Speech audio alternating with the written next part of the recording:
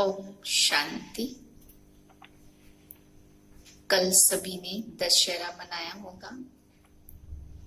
अब हम सभी यही संकल्प करेंगे कि हमारे मन का रावण हमें भी तंग ना करे और किसी को भी तंग ना करे, क्योंकि सच्चा सच्चा दशहरा हम मना चुके हैं। अभी मन को बाबा की याद में स्थिर कर ली।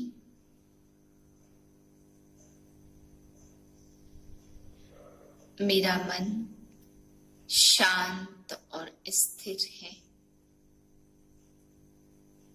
एकाग्र करी मस्तक के बीच में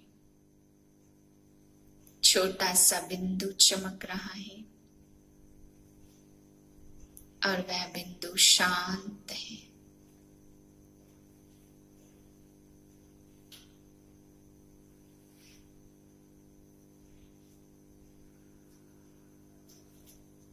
अपने मन के रावण का अंत कर मैं आत्मा शुद्ध स्वच्छ शीतल हूं।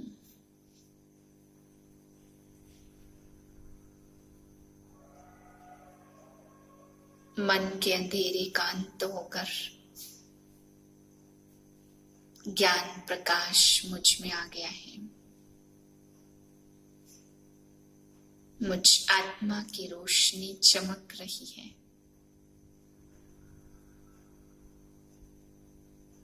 मेरी लगन शिव बाबा राम से लगी हुई है।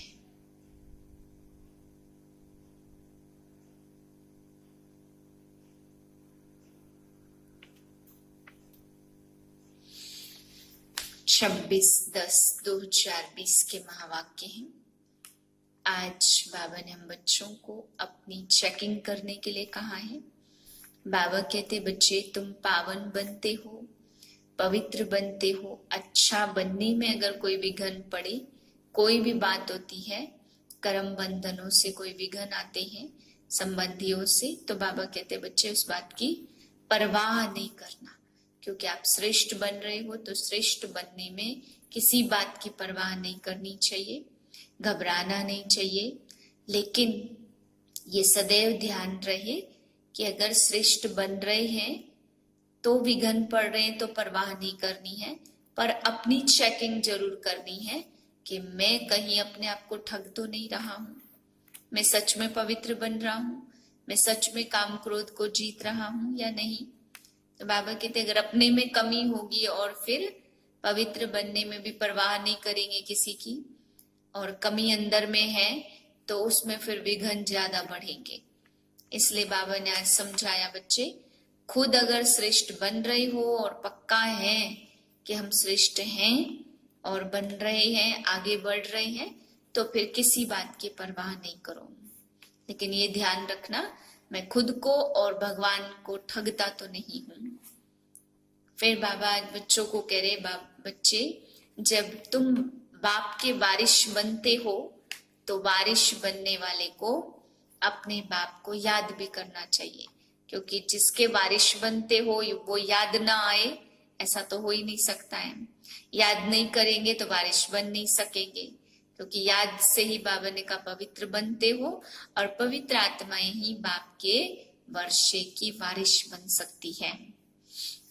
फिर बाबा कहते हैं कि बच्चे तुम मुझे याद करो तो तुम्हारे सभी भी पाप कर्म भस्म होंगे, तुम डबल ताज वाले राजा बनेंगे। बाबा कहते बच्चे सिंगल ताज वाले राजा सारे विश्व पे राज्य नहीं कर सकते, उनमें आपस में मतभेद होता है, लेकिन डबल ताज वाले राजा सारे विश्व पर राजाई प्राप्त कर सकते हैं। मीठे बच्चे, श्रीमत पर भारत को स्वर्ग बनाने की सेवा करनी है।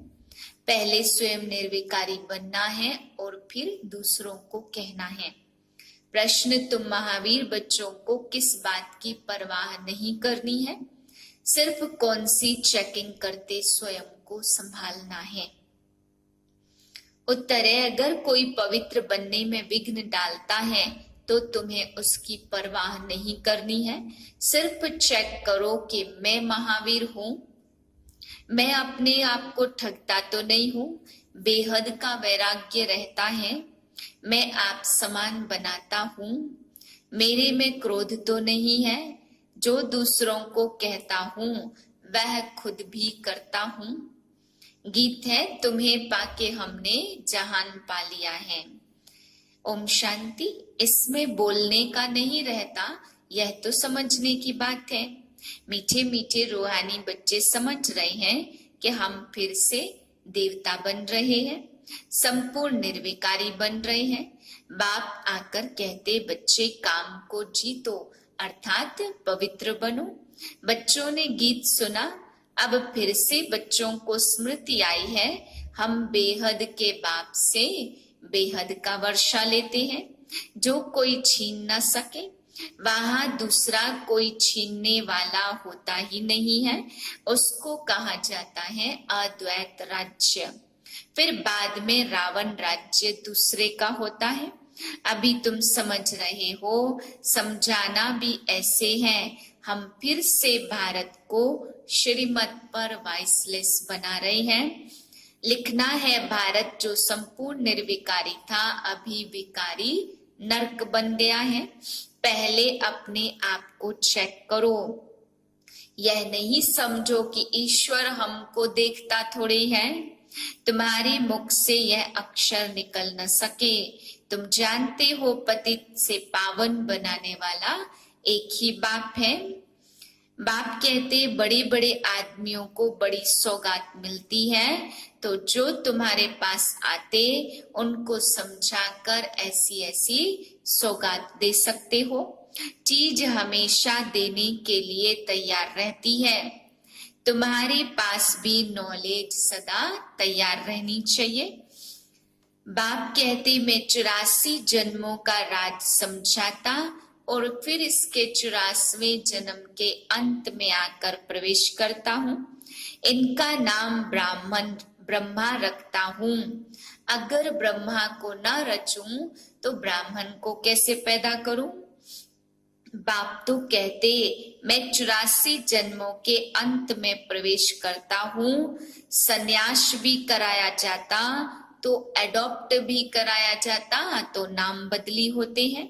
सन्यासी भी जब सन्यास करते तो फौरन बदल नहीं जाते।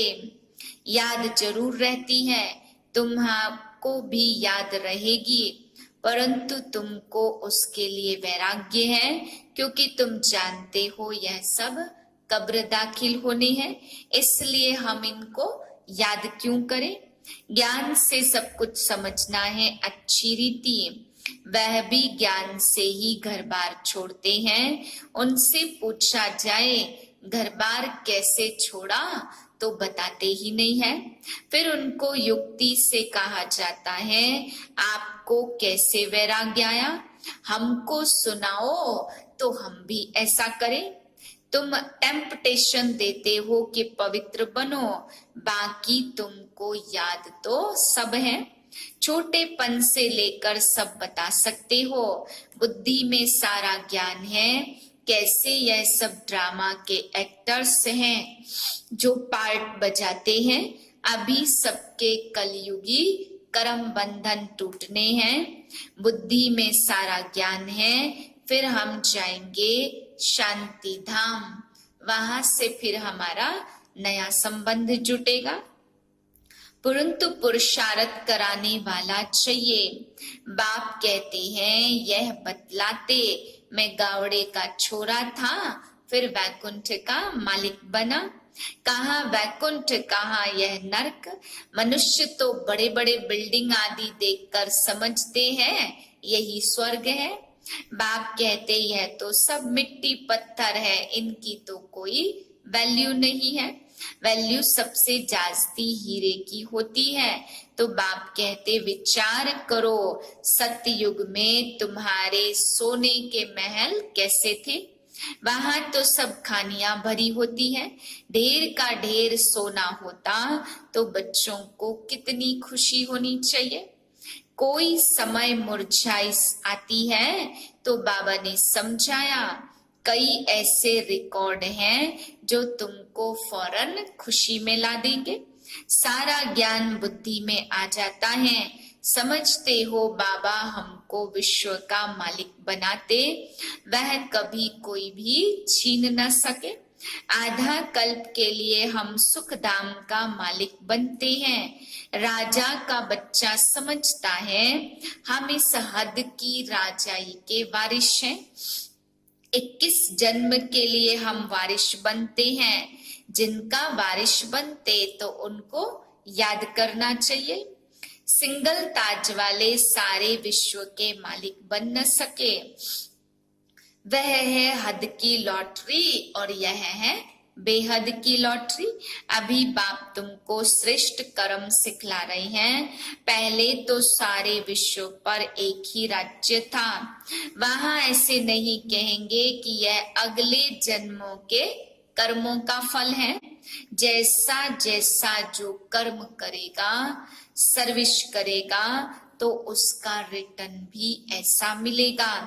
अच्छा कर्म करना है।